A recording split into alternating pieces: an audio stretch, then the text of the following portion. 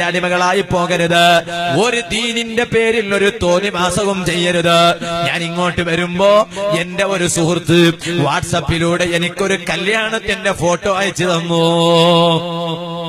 കല്യാണത്തിന്റെ ഫോട്ടോ. സുബ്ഹാനല്ലാഹ്. എന്താണ് കല്യാണത്തിന്റെ ഫോട്ടോ എന്നറിയോ? ഈ സർക്കള ഭാഗത്തൊന്നും വന്നിട്ടില്ല എന്ന് എനിക്കറിയാം. അതുകൊണ്ട് ഞാനിപ്പോ കൂടുതൽ അങ്ങോട്ട് പറയുന്നില്ല. പക്ഷെ എന്നാലും അടുത്ത ഭാവിയിൽ വരാതിരിക്കുമോ എന്ന് പറയാൻ പറ്റൂല. അതുകൊണ്ടാണ് ഞാൻ ഒന്നുകൂടി പറയാൻ വേണ്ടി ആഗ്രഹിക്കുന്നത്. അതെന്താണ്? അത് പുതിയാപ്പിളെ കൂട്ടിക്കൊണ്ടുവരിക. പുതിയാപ്പിളനെ കൂട്ടിക്കൊണ്ടുവരുന്ന സമയത്ത് ശർക്കലക്കാരുടെ സ്വഭാവം എന്താ? പുതിയാപ്പിളന്റെ കൂടെ പോകുന്ന ചെറുപ്പക്കാരനാണോ മാന്യമായ ഡ്രസ്സ് ധരിക്കും, നല്ല ഡ്രസ്സ് ധരിച്ചിട്ടല്ലേ പോവാ, അങ്ങനല്ലേ പോവാ. എന്നാൽ ഞാൻ ഈ ഫോട്ടോ കണ്ടപ്പോ പുതിയാപ്പിളന്റെ കൂടെ പോകുന്നു 6 ചെറുപ്പക്കാര്. പുതിയാപ്പിളന്റെ വലഭാഗത്ത് 3 ചെറുപ്പക്കാര്, പുതിയാപ്പിളന്റെ ഇടഭാഗത്ത് 3 ചെറുപ്പക്കാര്. അവര് ധരിച്ച ഷർട്ട് കണ്ടപ്പോൾ സുബ്ഹാനല്ലാഹ്, വെളുത്ത ഷർട്ടും വെളുത്ത പാന്റുമാണ്. അപ്പൊ നിങ്ങൾ പറയും, ഉസ്താദേ നല്ലതാണല്ലോ ഉസ്താദേ, നിങ്ങൾ വെളുത്ത കുപ്പായമല്ലേ ധരിക്കുന്നത്, വെളുത്ത കമീസല്ലേ ധരിക്കുന്നത്, വെളുത്ത തൊപ്പിയല്ലേ ഇടുന്നത്, വെളുത്ത തലകെട്ടല്ലേ? ശരിയാണ്. പക്ഷേ എന്റെ കുപ്പായത്തിൽ എവിടെയോ കള്ളന്മാരുടെ സംഖ്യ എഴുതി വെച്ചിട്ടില്ലല്ലോ.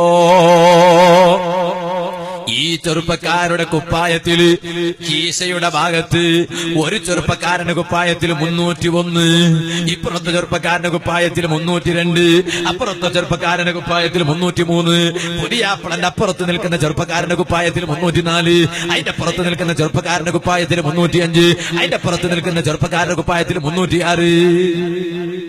എന്താണ് ഇതിന്റെ അർത്ഥം? 301, 300 ബദരീങ്ങളെ സംഖ്യ എണ്ണാണോ? 313 വരെ അല്ല. പിന്നെന്താണ്? അതാ പോലീസ് സ്റ്റേഷനിൽ ജയിലിൽ കിടക്കുന്ന കന്നഡ ഭാഷയിൽ പറയുന്ന കൈദികളൂ കള്ളന്മാര്.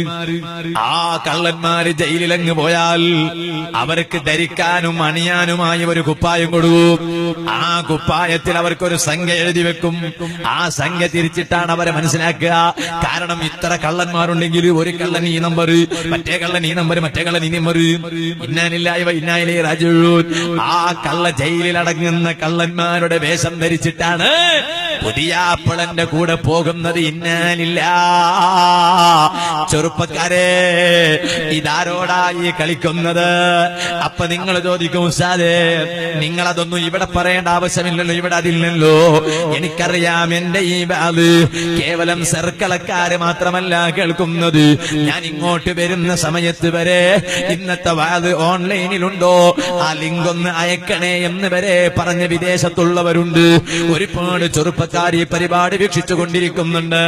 അപ്പൊ ഞാൻ ഈ പറഞ്ഞ പ്രസംഗം ഈ പുതിയാപ്പിളനെ കൂട്ടിക്കൊണ്ടുപോകുന്ന സമയത്ത് കള്ളന്മാരുടെ വേഷം ധരിച്ച് കൂടെ നടന്ന ചെറുപ്പക്കാർക്ക് എന്റെ ഈ സംസാരമൊന്ന് എത്തിയാൽ, അടുത്ത കല്യാണ ചടങ്ങിലെങ്കിലും അതിൽ നിന്ന് മാറി നിന്നാൽ എന്റെ ഈ വാതുകൊണ്ട് ഉപകാരം കിട്ടിയില്ലേ ബാപ്പമാരെ? ഇത് സംഘടിപ്പിച്ചത് കൊണ്ട് നിങ്ങൾ രക്ഷപ്പെട്ടില്ലേ ബാപ്പമാരെ? ഇത് സംഘടിപ്പിച്ചത് കൊണ്ട് നിങ്ങൾ രക്ഷപ്പെട്ടില്ലേ ചെറുപ്പക്കാരെ? സുബ്ഹാനല്ലാഹ്. കല്യാണം എന്നത് ഹബീബാട് തങ്ങൾ കാണിച്ചു തന്ന സംസ്കാരമല്ലേ? അന്നിക്കാഹു സുന്നത്തി, നിക്കാഹ് എന്റെ ചര്യ എന്നല്ലേ നബി സല്ലല്ലാഹു അലൈഹി വസല്ലം പഠിപ്പിച്ചത്. മൻ തസവ്വജ ബിഇംറഅത്തിൻ ഫഖദ് അഹ്റസ സുലുസൈ ദീനിഹി. ഒരു പെണ്ണിനെ ഒരുത്തൻ വരിച്ചാൽ, ഒരു പെണ്ണിനെ ഒരുത്തൻ കല്യാണം കഴിച്ചാൽ അവന്റെ ദീനിന്റെ 2/3 ഭാഗം അവൻ പൂർത്തിയാക്കിയവനാണ്. ഫല്യത്തഖില്ലാഹ ഫി സുലുസിൽ ബാഖി. ഇനി 1/3 മാത്രമേ ബാക്കിയുള്ളൂ. അതിലും അല്ലാഹുവിനെ സൂക്ഷിച്ചാൽ മതിയെന്ന് നബി സല്ലല്ലാഹു അലൈഹി വസല്ലം തങ്ങൾ പഠിപ്പിച്ച അവിടത്തെ ചര്യയല്ലേ വിവാഹമെന്നത്. ആ വിവാഹത്തോട് പോലും പരിഹാസ്യ മനോഭാവത്തോടെ കളിക്കില്ലേ മുസ്ലിം ചെറുപ്പക്കാരെ? അത് കേവലം ഒരു പുതിയാപ്പിളയോടുള്ള കളിയല്ല, ആ വീട്ടുകാരോടുള്ള കളിയല്ല, കല്യാണത്തോടുള്ള കളിയല്ല.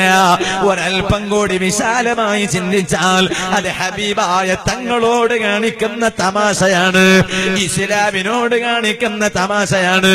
ആ ഇസ്ലാം എന്ന മതത്തെ സംവിധാനിച്ച അർഹമുർ റഹീമീനായ അല്ലാഹ്, ആ അല്ലാഹുവിനോട് കാണിക്കുന്ന തമാശയാണ്. ആ തമാശ നിർത്തണം. അതുപോലെയുള്ള തോന്നിവാസം നമ്മുടെ ജീവിതത്തിൽ കടന്നു വന്നു പോകരുത്. ഇസ്ലാമിന് വലിയ മഹത്വമുണ്ട്, ഇസ്ലാമിന് വലിയ മഹത്വമുണ്ട്, സ്ഥാനമുണ്ട്. അത് എന്റെ മതമല്ല, അത് അല്ലാഹുവിന്റെ അല്ലാഹു സംവിധാനിച്ച മതമാണ് പരിശുദ്ധ ഇസ്ലാം. അതുകൊണ്ട് ചെറുപ്പക്കാരെ, ഇടയ്ക്ക് വെച്ച് ഞാൻ പറഞ്ഞു എന്നേയുള്ളൂ, ആ തോന്നിവാസങ്ങളിലൊന്നും വിട്ടുപോകരുത്.